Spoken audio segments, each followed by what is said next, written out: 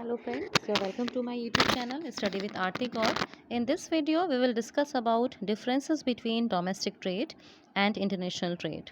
So first of all, on the basis of difference of meaning, domestic trade का मतलब है जब भी बिजनेस होता है with in the geographical boundary of a country. किसी कंट्री की जब जोग्राफिकल बाउंड्रीज के अंदर ट्रेड होता है तो हम उससे बोलते हैं domestic trade. For example India की यदि हम बात करें तो इंडिया के अंदर जो बिजनेस हो रहा है इंडिया के डिफरेंट स्टेट्स के बीच में, तो उसे हम बोलेंगे डोमेस्टिक ट्रेड। अब बात करते हैं इंटरनेशनल ट्रेड के मीनिंग की। जब इंटरनेशनल ट्रेड का मतलब है, एज आई टोल्ड यू, जब हम बात करते हैं trade off capital, goods and services across international borders और टेरिटरीज, तो that is called international trade. जब अपनी बाउंड्री के बाहर हम ट्रेड की बात करते हैं, हम जब दो या दो से ज़्यादा नेशंस के बीच में ट्रेड कर रहे हैं, गुड्स का, सर्विसेज का, कैपिटल का, तो that is called international trade. Next point is second point, participants in business. तो जब हम बात करेंगे डोमेस्टिक ट्रेड्स की, तो जो भी उस कंट्री में रहने वाले लोग हैं केवल वही पार्टिसिपेट करेंगे डोमेस्टिक ट्रेड में, और वी कैन से पीपल और organisation that are the part of that country और नेशन, तो वही केवल पार्टिसिपेंट्स होंगे बिजनेस के अंदर डोमेस्टिक ट्रेड में। लेकिन इंटरनेशनल ट्रेड में क्या होगा, पीपल और organisations outside the country can participate in all the business activities. उसमें केवल ऐसा नहीं होगा कि किसी नेशन के लोग ही हैं, बल्कि बहुत सारे नेशंस जिसके साथ हम ट्रेड कर रहे हैं वो सब पार्टिसिपेट कर पाएंगे अपनी बिजनेस एक्टिविटीज़ में। Number third is mobility of factors of production. Factors of production क्या होते हैं, कैपिटल, लेबर, टेक्नोलॉजी, मटेरियल। तो जब हम बात करते हैं डोमेस्टिक ट्रेड की, तो वहाँ पे जो भी फैक्टर्स ऑफ प्रोडक्शन होते हैं वो केवल कंट्री की बाउंड्री के अंदर ही फ्री होते हैं मूव करने के लिए।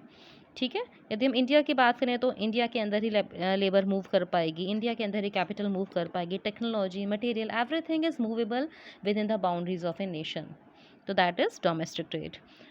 इंटरनेशनल ट्रेड में क्या होता है कि जो भी फैक्टर्स ऑफ प्रोडक्शन होते हैं, चाहे वो लेबर हो, कैपिटल हो, टेक्नोलॉजी हो, मटेरियल हो, वो कंट्रीज़ की बाउंड्री के अक्रॉस मूव कर सकता है। आपने देखा होगा लेबर, मैन पावर भी मूव कर सकती है कंट्री से दूसरी कंट्री में, कैपिटल भी मूव कर सकती है, आप कहीं पर भी जाके पैसा इन्वेस्ट कर सकते हो किसी भी कंट्री में, टेक्नोलॉजी भी मूव कर सकती है, मटेरियल भी मूव कर सकता है, everything can move across the boundaries of the country in international trade. Number fourth is nature of consumers. Domestic trade में क्या होगा, जो कंज्यूमर्स होंगे वो होमोजीनियस होंगे, मतलब एक जैसे नीड्स वाले होंगे, क्योंकि कल्चर सेम होगा, बिहेवियर सेम होगा, उनका taste, preference, legal system India का सारा एक ही होगा, कस्टम्स एक होंगे, प्रैक्टिस एक होंगी, लेकिन वो भी वेरी करता है between the different states. But यदि हम बात करें, कंपेयर करेंगे इंटरनेशनल ट्रेड से, तो हम कह सकते हैं कि काफ़ी सिमिलर होगा। If you talk about international trade, तो यहाँ पे कस्टमर्स हेट्रोजीनियस होंगे, क्योंकि आपको पता है कि यदि हम अलग अलग नेशंस की बात करें, अलग कंट्रीज़ की बात करें, तो वहाँ का कल्चर बिल्कुल अलग अलग होता है, बिहेवियर लोगों का एंटायरली डिफरेंट होता है, टेस्ट अलग अलग होता है, प्रेफरेंसेस अलग होती हैं, लीगल सिस्टम अलग होता है, कस्टम्स अलग होते हैं, प्रैक्टिसेस अलग होती हैं, हर कंट्री की अलग अलग चीज़ें होती हैं, तो इसके साथ हमें डील करना पड़ेगा। तो कस्टमर्स बिल्कुल डिफरेंट होंगे और उनके अकॉर्डिंग हमें एक्ट करना पड़ेगा। Number fifth is business system. तो डोमेस्टिक बिजनेस में क्या होता है कि जो भी सिंगल कंट्री के, यदि हम इंडिया में बिजनेस कर रहे हैं तो इंडिया के जो भी रूल्स हैं, जो भी लॉज हैं, क्योंकि इंडिया में एक ही पॉलिटिकल पार्टी होगी जो रूल कर रही होगी, है ना, तो इंडिया का जो भी रूल्स है, लीगल फ्रेमवर्क है, पॉलिटिकल इन्वायरमेंट है, पॉलिसीज़ हैं, टैक्सेशन है, वो सारा सेम होगा। लेकिन इंटरनेशनल ट्रेड में क्या होगा, जो भी रूल्स होंगे, लॉज होंगे, पॉलिसीज़ होंगी, टैरिफ्स होंगे, कोटाज होंगे, वो हर कंट्री के अलग अलग होंगे, तो हमें उसको अलग से केयरफुली डील करना पड़ेगा, स्टडी करना पड़ेगा हर कंट्री के लीगल इन्वायरमेंट को, पॉलिटिकल इन्वायरमेंट को, सोशल इन्वायरमेंट को, तभी हम सक्सेसफुल हो पाएंगे इंटरनेशनल बिजनेस में। Number six is currency used. जब हम डोमेस्टिक बिजनेस करते हैं तो उसमें एक ही करेंसी होती है, लोकल करेंसी। यदि हम इंडिया में ट्रेड कर रहे हैं तो रुपया जो इंडिया की करेंसी, उसी में ट्रेड होगा। लेकिन इंटरनेशनल ट्रेड की हम बात करेंगे तो वहाँ पर बहुत सारी करेंसीज होंगी, हर नेशन की अपनी अलग अलग करेंसी होती है, तो हमें बहुत सारी करेंसीज में डील करना पड़ेगा। उसके लिए क्या होता है, एक फॉरेन एक्सचेंज मार्केट होता है, फॉरेक्स मार्केट, वहाँ पर करेंसियों को कन्वर्ट कराया जाता है और जिस करेंसी की जो वैल्यू होती है उस अकॉर्डिंग कन्वर्जन होता है, तो यहाँ पर इस तरह से होगा।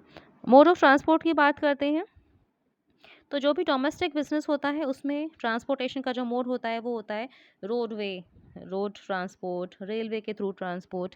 लेकिन इंटरनेशनल ट्रेड में क्या होता है, डिस्टेंस ज़्यादा होती है, तो यहाँ पर हम लोग वाटर ट्रांसपोर्ट, यदि पेरिशेबल आइटम्स है तो एयर ट्रांसपोर्ट, इसको ज़्यादा यूज़ किया जाता है पोर्ट्स के थ्रू, और एयरवेज के थ्रू ट्रांसपोर्टेशन ज़्यादा किया जाता है यहाँ पे।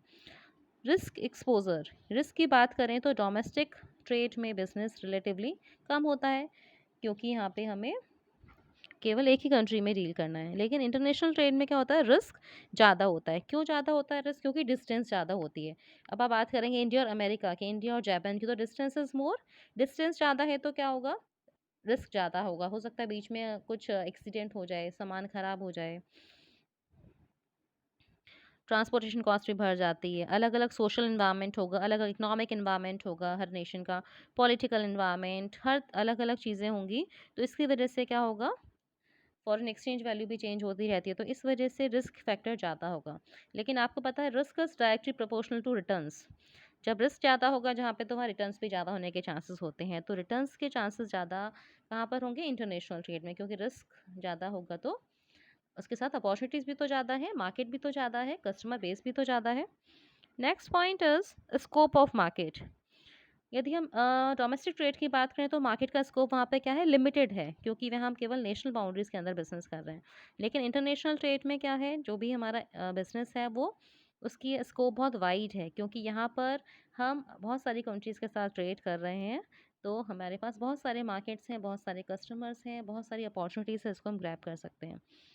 पेमेंट ऑफ ड्यूटीज़, जो भी एक्सेस ड्यूटीज़ होती है, जो भी ड्यूटीज़ पे करनी होती है, उनका जो चार्जेस होते हैं, पे करने का तरीका होता है, प्रोसीजर होते हैं, वो सिंपल होते हैं डोमेस्टिक ट्रेड में। लेकिन इंटरनेशनल ट्रेड में जो भी एक्साइज ड्यूटीज़ होती हैं, जो भी सारे लीगल रूल्स एंड रेगुलेशन होते हैं एक्सपोर्ट एंड इंपोर्ट के, वो कॉम्प्लिकेटेड होते हैं, और यहाँ पे एक्साइज ड्यूटी भी रिलेटिवली बहुत हाई होती है। So I think it's all for today. Thank you so much, thanks for watching.